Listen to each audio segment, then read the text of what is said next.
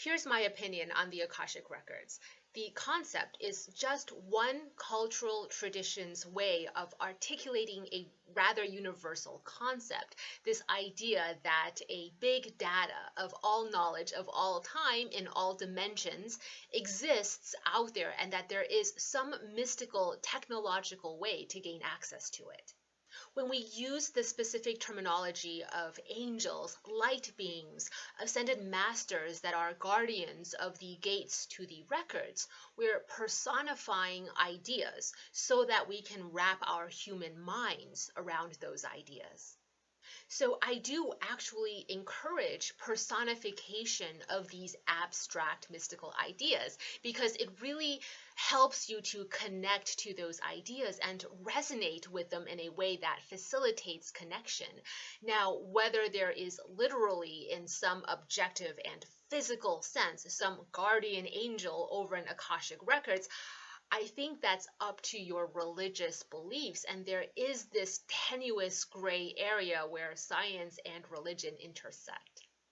Basically, my way to explain the records is it's big data. It's the massive compendium of data sets that's so massive, normal computing software like our human brains at human capacity can't process with all that info, can't handle all that info. And so by our own physiological and mental limitations are blocked from access to that big data.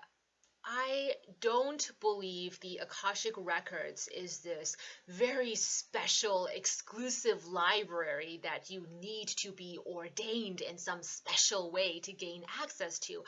I don't think you need to even be consciously aware you're gaining access. For a lot of tarot readers who've been working with tarot divination for years, even decades, I think they're already automatically dialing into the records. They might not be using those words in their vocabulary and they might not even be consciously trying to. I think you can develop a certain unknowing physiology that connects you into it. What mystics believe is that there are ways or technologies and sophisticated processes we can implement to access that big data consciously, knowingly, and intentionally should we want to. By visualizing that big data as the Akashic Records, we can work with established formulas from Eastern traditions to access that big data.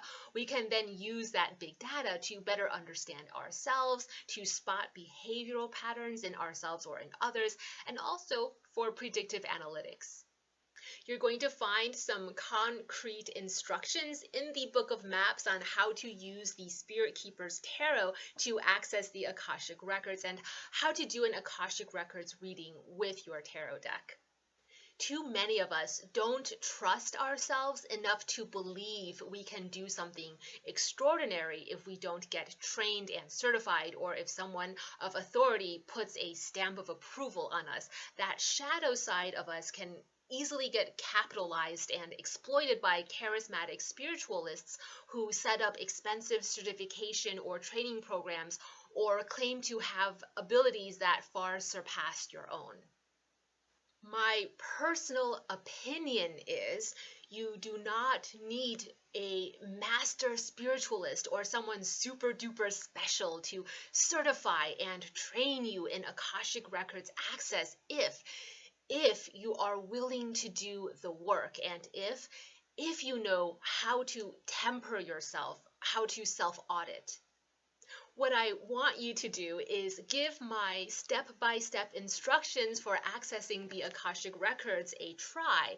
Just give it a try, and you can find that in the Book of Maps. But before you start, take a moment to coach yourself into a place of openness, receptivity, calm constitution, and confidence.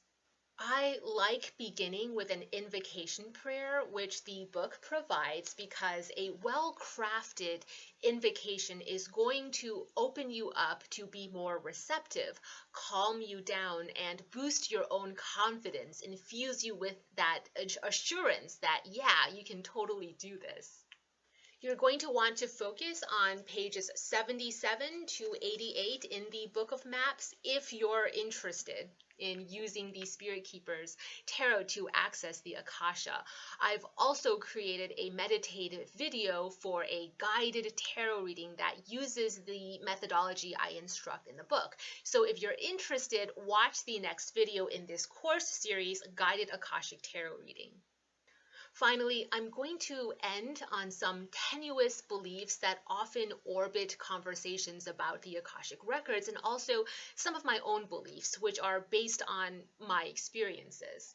There's a belief that not anyone can gain access, or you need to be granted access by someone else. I tend to dismiss that belief. I think there are gatekeepers who have a personal incentive to convince you that you can't do it without them. And so I tend to dismiss that notion, not to mention I have not found it to be true at all. Tutelage absolutely gives you discipline and a structured framework for mentored, tempered, dare I say, safe access to the records. And training will absolutely teach you how to download big data into your limited physical body safely. But just be wary of gatekeepers who say you must rely on them, or you must be certified or initiated into their super duper special and exclusive Ancient Secrets Club to have access. There's also a belief that it can be dangerous if you don't know what you're doing. I mean, I think anything can be dangerous if you don't know what you're doing. Here's what I will say. Using the tarot to divine information taps into different sets or subsets of data in a sense. So you can use the tarot kind of the way you might try to independently process information based on what knowledge you actually possess in your brain right now, right? Or you can go online and access the internet reservoir of information, or you can look in just one specific book or encyclopedia to research information.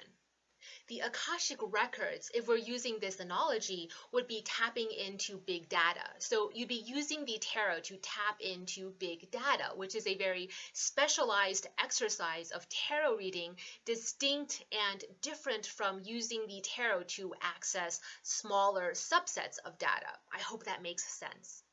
Because it's this huge, wild, unchecked frontier of data, personally, what I've found is frequent access brings on migraines and really bad headaches. I've also speculated that psychics who are inadvertently or unwittingly tapping into the Akashic Records or big data all the time for their psychic readings, rather than limiting their readings to accessing smaller subsets of divinatory data, are the types of psychics who tend to experience a lot of headaches and migraines. Just a thought. I think you will know you've successfully or maybe unwittingly, inadvertently tapped into the records or that big data during a reading when it leaves you utterly drained. I don't mean regular drained from doing a day's worth of professional tarot readings or marathon tarot readings. I mean this level of exhaustion that you're almost at the point of shaking and crying, that level of exhaustion. So I wonder if it's not so much that accessing the records is dangerous as it is that doing so takes a lot out of you. So if you're not careful and you don't do it in a regulated way of moderation, it can have its physical and mental ramifications on you. I was always taught that those types of readers who access the records should also be keeping up with a regular meditation or qigong practice where you're keeping the balance of your personal energies in routine check. In Eastern esoteric traditions, many of these schools of these Akashic practices also have dietary restrictions where they really watch what they eat to ensure that their diets are nourishing and not in some way toxic or weakening to their constitutions. Again, the analogy to computing systems, it's like, have you ever used a crappy old computer to try to edit video production that's a massive file size? The crappy old computer inevitably freezes and shuts down. It can't handle the operation because it isn't equipped to handle that kind of massive operation. So, the mystic theory goes that as a practitioner, you have to improve your body and mental constitution on the regular so that you become equipped to handle a massive download of information. The guided Akashic Tarot reading is intended for you to play the video and follow along while you do the tarot reading as instructed step by step. The reason it's step by step, where I'm in effect hand holding you, is because there's a guided meditation in the beginning to expand your capacity momentarily, and it ends with healing meditation.